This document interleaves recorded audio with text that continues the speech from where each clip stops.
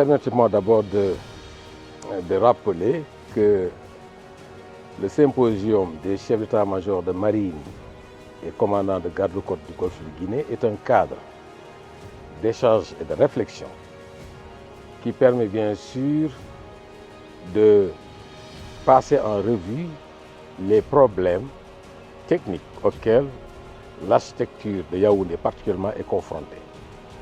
Parce que nous sommes au niveau opérationnel, donc nous sommes confrontés au terrain. Et donc il nous revient d'apprécier les problèmes techniques et opérationnels de la mise en œuvre de l'architecture. Donc, le symposium des chefs d'état-major de marine et commandants de garde-côte du Golfe de Guinée nous donne toujours l'opportunité de pouvoir réfléchir sur ces questions et d'essayer d'apporter des solutions.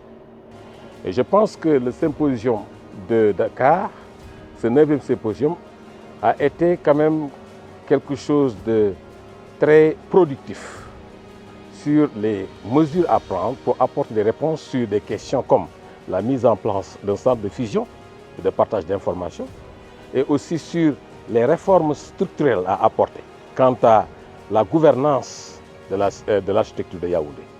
Donc les gens, c'était passionnant. Et des questions aussi comme la mise en place du Command Maritime Task Force a été évoquée et qui pose toujours un problème parce que tout simplement il y a des divergences quant à l'opérationnalisation de cette task force. Donc je pense que le bilan me semble positif parce que nous avons essayé d'être moins langage diplomatique et d'apporter des réponses concrètes sur des questions techniques. Et ça a été mis en œuvre dans, bien sûr, les recommandations qu'on a faites et qu'on va transmettre à nos autorités hiérarchiques. Mais je dis aussi qu'un autre facteur qui est un facteur de succès, c'est le cadre. Le cadre que l'hôtel Nome nous a offert nous a permis, bien sûr, d'être dans un endroit confortable face à la mer pour parler des problèmes de la mer. Et donc je pense qu'on ne pouvait pas trouver un endroit aussi mieux placé pour faire cela. Et il y avait aussi un engagement de la part de mes collègues, chefs d'état-major, mais aussi de tous les personnels de la marine. Il y avait un engagement total et donc qui a permis bien sûr de faire de ce symposium un succès retentissant, comme l'a dit le chef d'état-major général des armées. Moi je pense que les actions prioritaires à entreprendre, c'est d'abord, comme on l'a dit, la mise en place d'un secrétariat. Un secrétariat qui est logé au niveau stratégique, au niveau du CIC de Yaoundé. Et que ce secrétariat soit chargé de la mise en œuvre et du suivi des recommandations faites. Donc c'est un secrétariat qui est au niveau stratégique et qui doit être un relais entre les chefs d'État ou le comité ministériel et la partie opérationnelle de l'architecture. Je pense que c'est un chaînon manquant. C'est quelque chose qu'on a préconisé. Et on a même demandé à ce que ce secrétariat permanent soit alimenté par du personnel venant des 3 organisations régionales. Ça, c'est un premier point. Le deuxième point, c'est qu'on a essayé aussi de conscientiser nos États pour que nous prenions en charge nous-mêmes notre architecture. Il faut une appropriation de l'architecture de Yaoundé par nous-mêmes. Vous savez, et les problématiques en mer, c'est des problématiques complexes. Et il faut des moyens complexes pour faire face. Et des moyens complexes, ça coûte cher. Donc il doit y avoir un engagement des États à supporter, à soutenir nos actions. Et ça aussi, je pense qu'on l'a bien souligné dans nos recommandations.